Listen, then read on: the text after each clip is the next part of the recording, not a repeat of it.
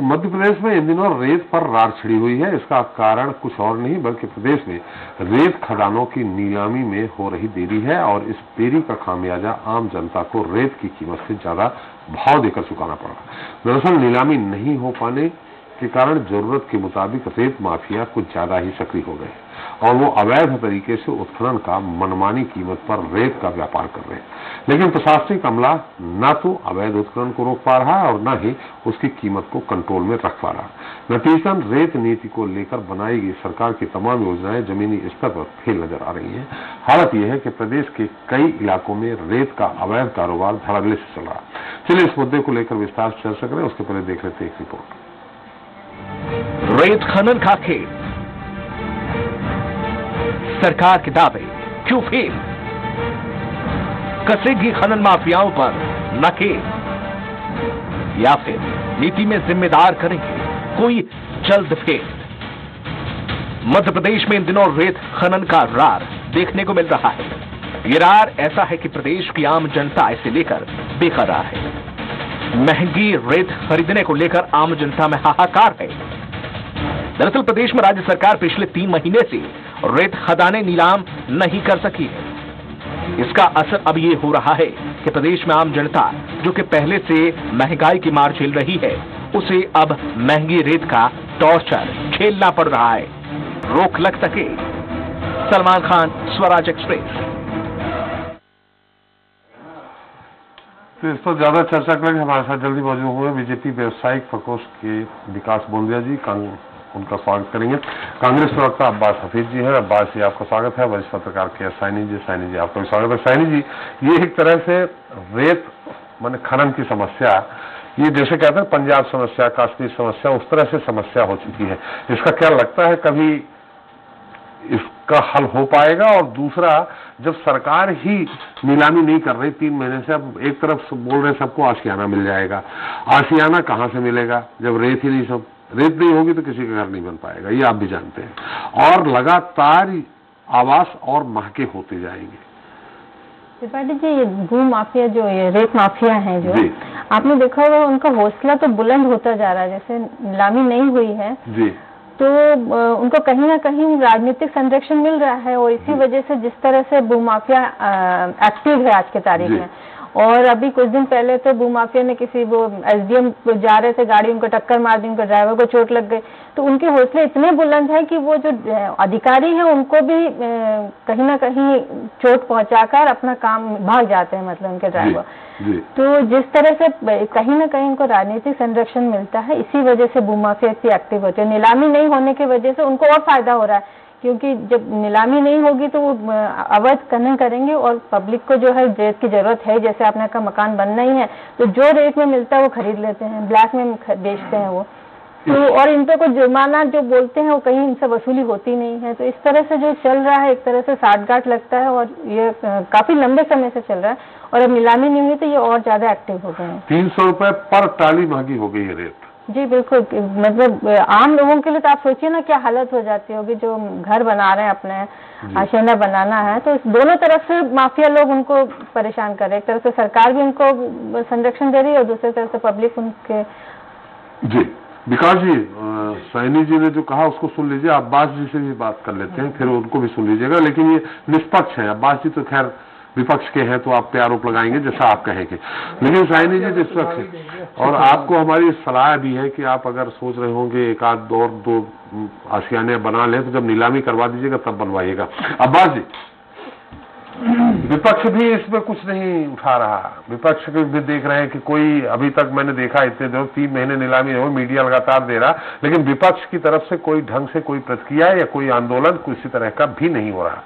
देखिए, सबसे पहली बात तो मैं ये कहूंगा कि मध्य प्रदेश के अंदर 15 साल से माइनिंग से हमें खासा रेवेन्यू नहीं मिल रहा था, नुकसान भी हो रहा था, बहुत से अलग अलग विषय थे, माफिया एक्टिव था। यहाँ पर कमलनाथ जी की सरकार आई, नई रेत नीति बनाई गई, नई रेत नीति से निवेश आया मध्य प्रदेश के अंदर, सरकार चले गई और अपने साथ साथ सरकार के जाने के साथ साथ बीजेपी की नई सरकार ने रेत नीति का क्या हाल किया वो भी सबके सामने है। आज सबसे बड़ा विषय यह है कि आखिर किसके हित के लिए, किसके हित के लिए इस तरह के काम किए जा रहे हैं, कौन संरक्षण दे रहा है, कौन नहीं चाहता कि इस तरह का काम हो, लीगलाइज हो सारी चीजें। तो ये जो फायदा माफिया को पहुंच रहा है कि अभी मुरैना में मैंने पढ़ा था कि 3 बहनें घर के बाहर खड़ी थी, वो डंपर टक्कर मार के चला गया वन विभाग से बचने के लिए। इस तरह से पूरे प्रदेश के अंदर हालात बने हुए हैं। अवैध काम किस तरह से तेजी से चल रहा है, प्राथमिकताएं हैं, पत्राचार हुआ है, कमलनाथ जी ने भी कहा, इस तरह से अनौपचारिक चीजें बहुत सी हुई हैं, लेकिन चर्चा के विषय ओबीसी पे केंद्रित रहे। और ओबीसी के आरक्षण को लेकर जो सबसे बड़ा मुद्दा बना हुआ था, मुझे लगता है कि सारा हमारा जो विधायिका का समय था वो उसके ज्यादा लगा, तो उसकी वजह से बहुत सी चीजें सरसरी तौर पे निकल गई। लेकिन ये सरकार की जिम्मेदारी थी कि सरकार उसको सही तरह से एग्जीक्यूट करे। सरकार ने क्या एग्जीक्यूशन किया जनता के सामने है। जनता को जिसका भुगतान करना पड़ रहा है, आज जनता को शायद एहसास नहीं हो, बीजेपी को लगता हो कि उसे एहसास नहीं है, लेकिन आने वाले समय में पता चलेगा। स्पष्ट क्यों नहीं है सरकार की नीति, ये सबसे बड़ा सवाल है। क्या सरकार में बैठे कुछ लोग संरक्षण दे रहे हैं ऐसे लोगों को? तो ये विकास ज्यादा बेहतर बता सकते हैं कि आखिर क्या है वजह। मैं एक आखिरी बात कहूंगा और उसके बाद विकास जी से आप सवाल कर लीजिएगा। मैं अभी कुछ वक्त पहले यहाँ गया था, एक भोपाल के करीब में जो रास्ता जबलपुर की तरफ जाता है, तो हमें एक गांव में जाना था और गांव की तरफ गए, जंगल के रास्ते के ऊपर कच्चे रास्ते पे डंपर खुले आम। ये दिन के हाल है मध्य प्रदेश के, ये कोई रात की बात नहीं है, दिन के अंदर। तो मैंने सवाल किया कि यहाँ पर पूरा रास्ता छोड़े कोई शॉर्टकट है क्या यहाँ से? तो पता चला कि वो सब अवैध काम के जो है एक के बाद एक निकले, 10 एक डंपर्स निकले। तो ये चीजें दिन में हो रही हैं मध्य प्रदेश के अंदर। मुझे दुख है इस बात का कि मध्य प्रदेश के अंदर इस तरह के आज हम चीजें देखने को मिल रही हैं। तो शायद इसी वजह से इस सब चीजों को देर में लाया जा रहा है ताकि वो फायदा जिनको पहुंचना है पहुंच जाए। अब्बास जी, आपने बहुत सही बात कही कि ओबीसी के मुद्दे पे पूरा विधानसभा खत्म हो गई, उसी में चलती रही। 4 दिन का समय था जी। तो इसमें तो विपक्ष भी ओबीसी के मुद्दे पे लगा रहा लगातार। विपक्ष भी बोलता ठीक है ओबीसी मुद्दे के अलावा इस तरह से जिन तैसी रेत के मुद्दों को भी ले लेते। मैं इस बात को पूरी कर देता हूं। देखिए, एक संवैधानिक इशू है, संवैधानिक संकट मध्य प्रदेश पे लाके खड़ा कर दिया और एक वर्ग को वंचित रख दिया पूरी मध्य प्रदेश की बीजेपी सरकार की गलतियों की वजह से। प्राथमिकता थी कि मध्य प्रदेश की सरकार से संकल्प पारित कराया जाए, जिसकी वजह से कमलनाथ जी ने विधायक दल की बैठक में हमारी तरफ से पहले संकल्प पारित किया और ध्यान आकर्षण किए। इसी तरह से बहुत सारे इश्यूज लाके सामने रखे जिससे कि सरकार चर्चा से भागे नहीं। तो वो एक संवैधानिक संकट जो मध्य प्रदेश पे आया, कॉन्स्टिट्यूशनल इशू था, उसको प्राथमिकता से रखना है ताकि एक वर्ग जो है वंचित न रह जाए। फिर ये जो रूटीन डेली बिजनेस के काम होते हैं वो उसके बाद आते हैं। तो इसीलिए 4 दिन का सत्र अगर बुलाया गया था, जिसमें 1 दिन तो निकल जाता है संवेदनाओं में, श्रद्धांजलियों में, तो बचता है 3 वर्किंग डेज। तो वो बहुत छोटा होता है और ये सरकार को सोचना चाहिए था कि उसको बड़ा करें और अगली बार से बड़ा करने की उम्मीद करते हैं कि कम से कम आगे चर्चाएं हर विषय पर हो सके।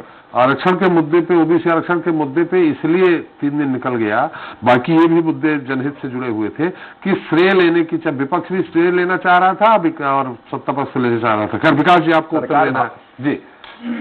देखिए, ओबीसी के मामले की चर्चा नहीं है, फिर भी अब चूंकि चर्चा आई है तो बड़ा स्पष्ट है, मध्य प्रदेश सरकार और बीजेपी की तो बड़ी स्पष्ट नीति है कि हमने तो साफ इस बात को रख दिया कि चुनाव तभी होंगे जब ओबीसी होगा। रेत पे आ गई, नहीं इशू था, आपने कहा एक बड़ा नहीं, हमने उन पे प्रश्न खड़ा किया था कि आप देखिए रेत पे बड़ी स्पष्टता है। देखिए रेत का काम सब गुड़गोबर हुआ जब कमलनाथ जी की 15 महीने की सरकार चली। वो उसका असर अभी भी दिख रहा है।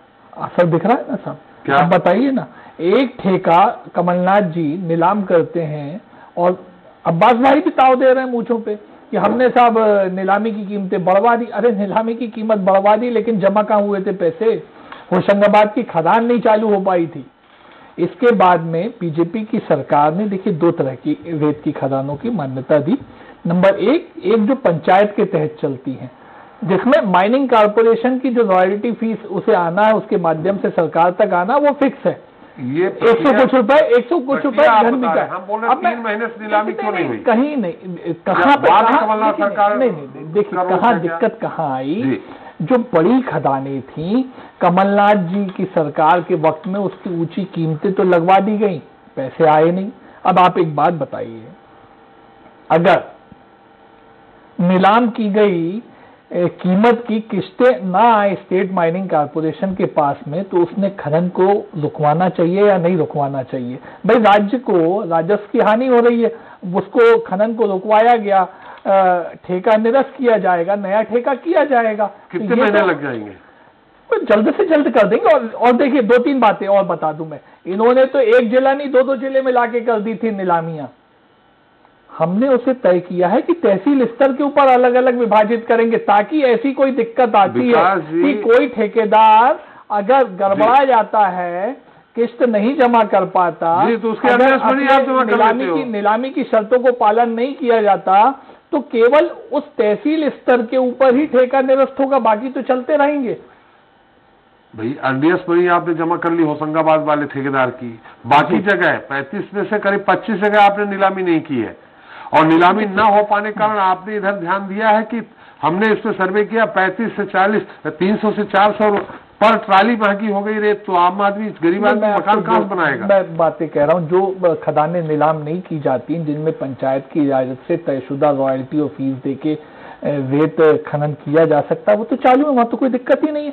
अभी कुछ स्टेट माइनिंग कारपोरेशन के माध्यम से संचालित खदानों के ऊपर दिक्कत आई है, उसको भी ठीक से दुरुस्त कर लिया जाएगा। और देखिए, दो बातें, एक स्टॉक की रेत होती है, एक होती है नदी से खनन। नदी से खनन के ऊपर रोक लगाई गई है, स्टॉक जो निकाला गया है उसको रोका नहीं गया, उसको सेलिंग के लिए समाप्त हो चुका है ना। देखिए 3 महीने से नीलामी नहीं हुई, और नीलामी ना हो पाने कारण देखिए आपने नदी पे रोक लगा दी, आज भी रोज फुटेज आते हैं, रोज सामने तस्वीरें आती हैं, बाकायदे खनन हो रहा है, चाहे नर्मदा जी से लेकर सब जगह नहीं, अगर वो नहीं रोक पा रहे हैं। दो चीजें हैं ना, मैंने कहा ना, एक तो ऐसी खदानें हैं जो कि स्टेट माइनिंग कारपोरेशन के माध्यम से नहीं चल रही, तो वो तो ओके चल ही रही है, पंचायतों को निगरानी रखना है, उनकी निगरानी में चल रही है। जहां पे स्टेट माइनिंग कारपोरेशन का एरिया और जुरिडिक्शन आता है, वहां पे अगर कोई ऐसी बात होती होगी, बिल्कुल होती होगी, बहुत लंबी नर्मदा नदी का पार्ट है, कहीं पे चोरी हो सकती है, तो उसके ऊपर लगातार कार्रवाई भी की जाती है। कहीं प्रशासनिक शिथिलता होती है, सरकार उस मामले में स्पष्ट है, सख्त है कि वहां पे कार्रवाई होनी चाहिए। साइनी जी कुछ सवाल करना चाह रहे हैं। साइनी जी। नहीं, विकास जी बोल रहे सख्त है, लेकिन लोग, मतलब अपन भी जब जाते हैं तो दिन में, जैसे अभी कांग्रेस के अपने प्रवक्ता जी ने बताया कि वो अवैध खनन जो है, रेत खनन करके लोग दिन में निकाल के लेके जाते हैं, और उनके हौसले इतने बुलंद हैं कि वो बिल्कुल किसी चीज का वो नहीं रखता, मायने नहीं रखता उनको। अगर अधिकारी उन्हें रोकते हैं तो उन्हें भी मार के चले जाते हैं वो वहां से। देखिए, ये बड़ी खदानों के ऊपर प्रॉब्लम नहीं आ रही है, ये वैसी जगह शाइनी जी प्रॉब्लम आ रही है जहां पे रेत खनन में पर्यावरणीय कारणों से रोक है। वहां शॉर्टन रूट होने के कारण लोग वहां से रेत को निकालते हैं, ताकि उन्हें ट्रांसपोर्टेशन चार्ज की बचत हो जाए। उतनी दिक्कत आती है, वहां पे ये दिक्कत आती है। लेकिन आप ये कहेंगे कि अगर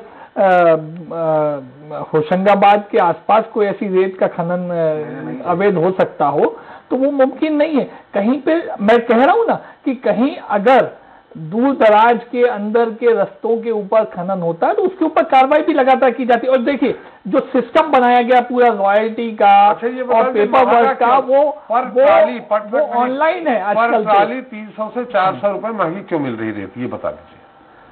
और ये बता दीजिए, आप इंजीनियर भी हैं, बिना रेत के कोई मकान बन सकता है क्या? ना, बिल्कुल नहीं बन सकता। इसलिए तो मध्य प्रदेश सरकार ने तय किया कि जो हम जिन मकानों की आप बात कर रहे हैं, जिन्हें प्राथमिकता के आधार पर बनाना है, गवर्नमेंट सपोर्ट करती है, प्रधानमंत्री आवास योजना के तहत बन रहे हैं, मुख्यमंत्री आवास योजना के तहत, उनको तो रेत की फ्री उठाव कर सकते हैं वो ट्रैक्टर ट्रॉली में अपना वो लोग। तो ये बात किसने करी? ये बात शिवराज सरकार ने ये चालू करी थी 2016-17 में। अब्बास जी बहुत सफाई से उत्तर दे दिया विकास जी। देखिए, एक बड़े अखबार के अंदर छपा था अभी से 2 महीने पहले, रेत माफिया बेखौफ, सितंबर में भी नर्मदा से अवैध रेत खनन, क्योंकि बारिश में लबालब रहने वाली नदी का जलस्तर कम रहा।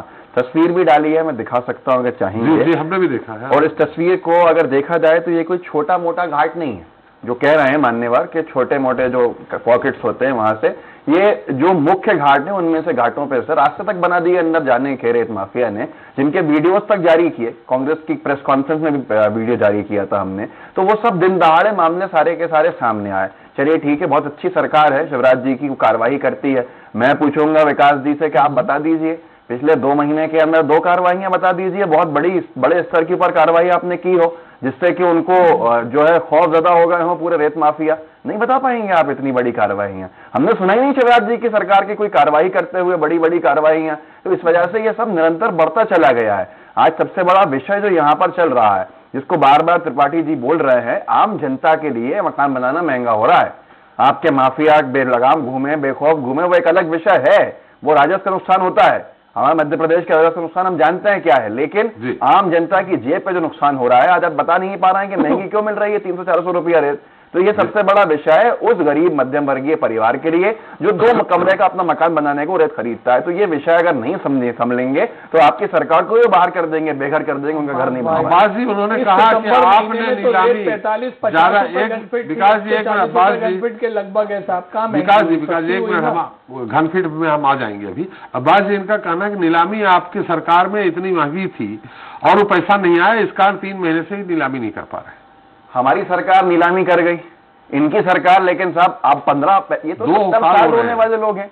नेहरू जी ने जो किया उसको आज तक ये रोते हैं कि उनकी पॉलिसी जो थी वो गलत थी, इसलिए महंगाई हो गई आज के जमाने में। तो इनसे क्या अपेक्षा करेंगे? 15 महीने की सरकार को छोड़ देंगे। जो सन 47 और सन 55 की सरकार के ऊपर आरोप लगाने वाले हों, उनका कोई वर्तमान खोखला होता है, उनको अपने बचाव के लिए कहीं ना कहीं इतिहास में जाना पड़ता है। यही काम ये कर रहे हैं, हमने माफिया पे खिलाफ कार्रवाई का काम किया कमलनाथ जी ने, तो जिस दिशा के ऊपर ये सरकार चली, जिनको 15 साल होश नहीं था माफिया के खिलाफ कार्रवाई करने का, वो आज 17 साल के बाद कह रहे हैं माफिया के खिलाफ कार्रवाई करेंगे, लेकिन इनके पास दिखाने को कुछ नहीं है। हमने शुद्धता के लिए युद्ध किया, ये विषय से अलग हो जाएगा, लेकिन बात यह है कि जो हमने शुरू किया 15 महीने में, उस पर तो आज सरकार चल रही है, लेकिन 15 महीने को बुरा भला कहते रहेंगे, साबित कुछ नहीं कर पाएंगे।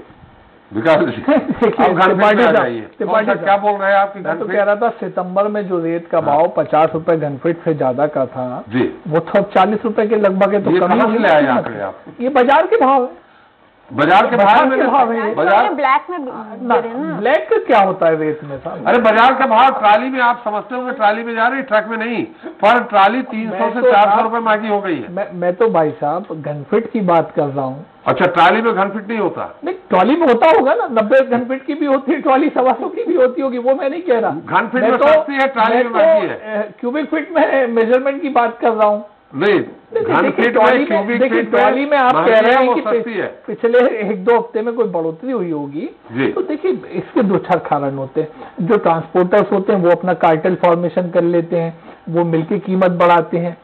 दूसरी चीज, आप रेत की कीमत मध्य प्रदेश में भोपाल शहर, इंदौर शहर में अन्य प्रदेशों के मुकाबले भी कंपेयर करेंगे तो कोई आपको बढ़ोतरी नहीं पाएंगे। आप व्यापारियों का पक्ष रख रहे हैं।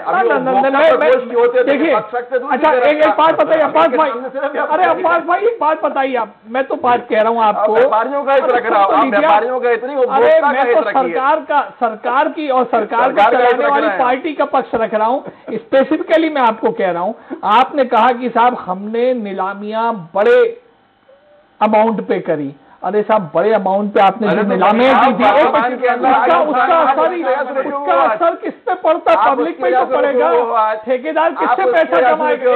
सुन लीजिए ना, 2 साल में मेरी बात सुन लीजिए ना, 2 साल में सही नहीं करेंगे ना, 15 महीने की बात करेंगे ना हम, 2 साल पहले के 15 महीने की बात कर रहे हैं। 2 साल में सही नहीं कर पाए। अपनी सरकार का जवाब दीजिए कि आप क्या करेंगे? आप बता रहे हो साहब ट्रॉली नहीं, वो क्यूबिक फीट में चले जाइए, घन फीट में चले जाइए। ट्रॉली का रेट कैसे नपेगा? कि जेब के ऊपर असर पड़ रहा है, क्या क्वांटिटी की ट्रॉली है कैसे पता लगेगा? मैं इसलिए बात कह रहा हूँ, जनता की चिंता की। अरे अब्बास भाई, जिस वक्त आप अभी ताव दे रहे थे कि हमने रेत की नीलामी के टेंडर ज्यादा कीमत पे किए, तो उसका असर किस पे पड़ेगा? रेत माइनिंग करने वाले का फायदा बताइए भाई साहब, जनता का फायदा बढ़ाने की कोशिश, राजस्व आपने बढ़ाया, उसका असर तो जनता पे गिरा। ठेकेदार किससे लेगा वो बढ़े हुए राजस्व की राशि? ये देखिए मुख्य प्रश्न से बात बताइए, आपने आंध्र प्रदेश वालों को रेत का ठेका दे दिया, आप बताइए आपने छत्तीसगढ़ वालों को ठेके दिए, क्या वो वहां से लेके पैसा आए थे? क्या वो वहां से पैसा लेके आए थे बड़ी रॉयल्टी का देने के लिए? क्यों नहीं कर रहे भाई? उन्होंने पब्लिक के ऊपर ही भार बनाया। ज्यादा पैसे में आपने रेत का उसको दिया ठेकेदार को तो पब्लिक से वसूलेगा नहीं, उसमें अवैध रेत रोक करके आप उसको सस्ता कर सकते हैं, ज्यादा वसूली कर सकते हैं। त्रिपाठी साहब, रेत में जो फीस तय होती है ठेकेदार की पर ट्रक, वो उसी अनुपात में होती है जिसमें वो टेंडर उठाता है। हाँ, तो उसमें रॉयल्टी तो सरकार को सीधे जाती है, मालूम है फीस में तो वही रकम आती है ना जो वो टेंडर की राशि की भरपाई करना मालूम है। यहाँ से 300 ट्रक निकाल सकते हैं और बस बोली हुई 200 ट्रक की, तो वो जो 100 ट्रक का जो डिफरेंस है ना, वो कमलनाथ सरकार ने वसूल लिया। उनका कहने का मतलब है, अरे वसूल क्या पाए, उनके ठेकेदारी भग गए, ठेकेदार पैसे ही नहीं जमा कर पाए। फिर बताइए आप, वो आंध्र प्रदेश से ठेकेदार ले आए, वो आंध्र प्रदेश वाला वहां से पैसे लेके समय बचाएगा आपके 7-8 मिनट। ये बता नहीं रहा है कब करेंगे, इनकी नीति क्या है, जल्दी करेंगे। ये टेंडर सरकार को चिंता उपभोक्ता की है और नए माइनर्स की है। मुझे यही समझ में नहीं आ रहा है, ये किसके हित की बात करना चाहते हैं, पब्लिक हित की बात करना चाहते हैं। पब्लिक हित होता है कि आप रोक दीजिए ताकि अवैध रेत अंदर आ जाए। देखिए अगर नीलामी नहीं होगी सरकारी तो अवैध रेत अंदर आएगी और अवैध रेत महंगी बिकेगी, जिसकी रॉयल्टी भी नहीं दी जाएगी। तो ये बड़ा विषय है जो अवैध रेत खड़ा कर रही है। भोपाल शहर में भी अवैध रेत आ रही है, जो स्टॉक की रेत है उससे आ रही है, और जो आसपास की अन्य खदानें हैं जो कि जिन पे नीलामी के तहत जो चालू है वहां से भी रेत आ रही है। तो रेत यहाँ जहाँ नीलामी नहीं हुई है, तो वो वहाँ के लोग कहाँ से लेंगे? वहाँ अगर दूर से आएगी तो ट्रांसपोर्टेशन महंगा होगा और उसके महंगी मिलेगी। कह रहे हैं कुछ अंतर आ रहा है, वो इसी चीजों का आ रहा है हाल के में। लेकिन मैंने आपको सितंबर और जनवरी दोनों के रेट का कंपैरिजन बताया कि सितंबर में रेट तो 50 रुपए सस्ती हो जाती है, ट्रॉली में महंगी हो जाती है। ना तब ट्रॉली भी महंगी थी, तब सितंबर में ट्रॉली भी महंगी थी। तब के मुकाबले ट्रॉली का आज जो और महंगी हो गई है, वो कम से कम 1000-1200 रुपए सस्ता हुआ है। कहना चाह रहे हैं मैं आपको कह रहा हूँ, आप 300 रुपए की बढ़ोतरी बात कर रहे हैं। मैं कह रहा हूँ सितंबर में जो ट्रॉली की कीमत थी उससे 1000-1200 रुपए सस्ती है ट्रॉली जनवरी महीने में। बिना नीलामी नहीं हुई तो फिर रेत बिल कहाँ से रही? नहीं विकास जी, जो रेत पब्लिक खरीद रही है वो 300 रुपए मिल रहा है, महंगी मिल रही है, जो आज से 3 महीने पहले थी। मैं आपको वही कह रहा हूँ, सितंबर में वो रेट 1000 रुपए ज्यादा महंगी चल रही थी जो पिछले 1-1.5 महीने पहले भाव था। ठीक है, इसमें बड़ा होगा क्योंकि देखिए क्या हुआ है कि जब टेंडर निरस्त करने के लिए खदानों से खनन रोकने के आदेश दिए गए हैं, ठेकेदार ने पैसा नहीं जमा किया स्टेट माइनिंग कारपोरेशन को, तो यकीनन उतने दिन में खनन प्रक्रिया में रोक आई है। लेकिन वही माइनिंग कॉन्ट्रैक्टर्स अपने स्टॉक से रेत फिर भी भेज रहे हैं क्योंकि उन्होंने स्टॉकिंग कर रखी थी। तो भाई महंगी क्यों हो रही है, महंगी क्यों हो गई? और नंबर 1, नीलामी क्यों नहीं कर रहा है? क्या कौन सी नीति ऐसी बन रही है? करेंगे नीलामी नहीं करेंगे तो फिर रेत की खदानें चलाएंगे कैसे? सरकार का रेवेन्यू तो लॉस होगा, उसकी भरपाई हमें करना है, तो नीलामी तो हमें करनी है। कुशंका वही है विकास जी की नीलामी नहीं करेंगे तो जिसको जो अथराइज्ड कॉन्ट्रैक्टर आएगा वो रोकेगा अवैध उत्खनन वालों को, और अवैध उत्खनन बिकेगी तो आपके प्रशासनिक अधिकारी सब मिले हुए, सबको कट जा रहा है, कमीशन जा रहा है। नहीं भाई साहब, अवैध खनन रोकने की जिम्मेदारी शासकीय टीम के ऊपर है, कोई ठेकेदार नहीं रोकता है। ठेकेदार शिकायत कर सकता है, शिकायत तो आम आदमी करने वाला कोई शिकायत तो आम आदमी भी कर सकता है। ये आप भी जानते हैं, ठेकेदार बढ़िया से रोक लेता है, प्रशासन कहीं नहीं रोकता है। शिकायत आम आदमी भी कर सकता है। देखिए ये सब किस्म की गुंडागर्दी कांग्रेस सरकार के 15 महीनों में चालू हुई थी, जिसमें इस सरकार का कोई विश्वास नहीं है। हम लॉ एंड ऑर्डर के शासन चाहते हैं, हम लॉ एंड ऑर्डर वाला प्रदेश चाहते हैं। सरकार अपनी जिम्मेदारियों से भलीभांति परिचित है। कोई भी व्यक्ति, कोई भी नागरिक शिकायत कर सकता है। 15 महीने में आपको कितने महीने पीछे छोड़ गई? मैंने पूरा प्रदेश अव्यवस्थित कर गई कमलनाथ सरकार। जो कॉन्ट्रैक्ट पीरियड होते हैं उसको ओन करना पड़ता है, उसके बाद कॉन्ट्रैक्ट पीरियड आपका आया है साहब। हाँ, तो उसमें कार्रवाई की जा रही है ना। लेकिन अभी एक सरकार ऐसी मिसाल दे गई, 1200 करोड़ रुपए रेत के रेवेन्यू से लाना है, तो यकीनन आप समझते हैं अगर कोई ठेका बहुत ज्यादा कीमत का ले लिया गया हो तो अगली बार उसको 3 साल 1 साल नहीं, साल 2 साल के ही होते हैं। अब तो 2 साल आपकी सरकार को हो गए। ला रहे हैं ना, नया लाएंगे ना, नया ला रहे हैं ना, इस साल ला रहे हैं, उसकी कार्रवाई चालू है, प्रचलन में है। तब तो खदाने को रोका गया है। चलिए साइनी जी, नया आ जाएगा, कब तक आ जाएगा? और आप अपना आशियाना बनवाने जाए तो घन फीट में खरीदिएगा, ट्राली में नहीं, घन फीट में खरीदिएगा, सस्ती मिलेगी आपको। ट्रॉली और घन फीट एक ही बात है सर जी। इसमें जितना डिले होगा नीलामी, मतलब जो प्रक्रिया में डिले करेंगे सरकार, उतना ही राज्य को नुकसान हो रहा है उससे। आप ये जितना व्यक्तिगत फायदा हो रहा है ना इस मामले में, व्यक्तिगत फायदा हो रहा है, तो व्यक्तिगत फायदे के लिए आप राज्य का नुकसान कर रहे हैं इसका। नहीं, व्यक्तिगत फायदा नहीं हो रहा। हाँ, यकीनन खनन नहीं होगा, रॉयल्टी खनन की सरकार के पास भी नहीं आ रही है, जनता को भी दिक्कत होगी, और तो और जो रेत के ट्रांसपोर्टेशन में लोग लगे हैं उन्हें भी परेशानी होती है। हम उसे खत्म करेंगे, ये माना आपने, जनता को दिक्कत हो रही है। एक शासकीय प्रक्रिया होती है, प्रशासनिक प्रक्रिया होती है, उसको पूरा करते हुए आगे काम बढ़ाया जाएगा। चलिए, शासकीय आप वो लेने के लिए श्रेय लेने के लिए एक दिन में सब कुछ चुनाव आयोग को भी लिख दिया, सब जगह भेज दिया। इसकी प्रशासनिक जो प्रक्रिया है 3 महीने से चली आ रही नीलामी की, और आगे कब तक चलेगी? अगर किसी का टेंडर निरस्त करना है तो एक लीगल टाइम पीरियड उसे देना पड़ता है, नोटिस पीरियड देना पड़ता है, उसके तहत कार्रवाई होती है। अगर नहीं करेंगे तो कल को कोर्ट कह देगा कि लीगलाइज ढंग से कार्रवाई नहीं की गई, उसे स्टे कर दिया जाएगा, उसे वापस रिवर्ट कर दिया जाएगा। अभी 2 साल हो जाएंगे आपकी सरकार को, तो ये प्रक्रिया बहुत पहले कर सकते थे। अगर नहीं, मैंने क्या कहा, शक्ति की जरूरत है कहीं कांग्रेस सरकार ने ऐसी बढ़ी हुई कीमतों के ऊपर रेत की खदानें नीलाम करी जो कि प्रैक्टिकली संभव नहीं था, हुआ भी नहीं वो। लेकिन अब उसके बाद में रेट्स को फिर अगर यथोचित स्तर पे लाना है तो आप सब समझते हैं कि एक प्रक्रियात्मक उसमें समय लगता है, वो चल रहा है। यथोचित स्तर पे आप घन फीट की जगह ट्राली को सस्ता करा दीजिए तो शायद आम जनता को बड़ा 1,000-1,200 घन फीट की एक ट्रॉली पकड़ लीजिए आप मोटा। चलिए, बहुत बहुत धन्यवाद अब्बास जी आपका, विकास जी आपका, साइनी जी आपका हमारा चर्चा में शरीक होने के लिए, अपना अमूल्य समय देने के लिए। तो प्रदेश सरकार भले ही नदियों के संरक्षण के दावे करती हो, लेकिन यहाँ संरक्षण की जगह रेत माफिया नदियों को सुखाने में जुटे हैं, वो भी खुलेआम। रेत माफियाओं की पनडुब्बी नदियों में पड़ी है जो लगातार रेत निकाल रही है। ये सब कुछ सबके सामने हो रहा है, लेकिन फिर भी कोई एक्शन नहीं लिया जा रहा। वही खनिज विभाग के साथ ही अगर पुलिस की टीम कार्रवाई करती भी है तो उल्टा उन पर हमला कर दिया जाता है। ऐसे में सवाल वही है कि आखिर कैसे और कब रेत माफियाओं पर नकेल लगेगी। इसी के साथ जनता मांगे जवाब इतना ही। नमस्कार।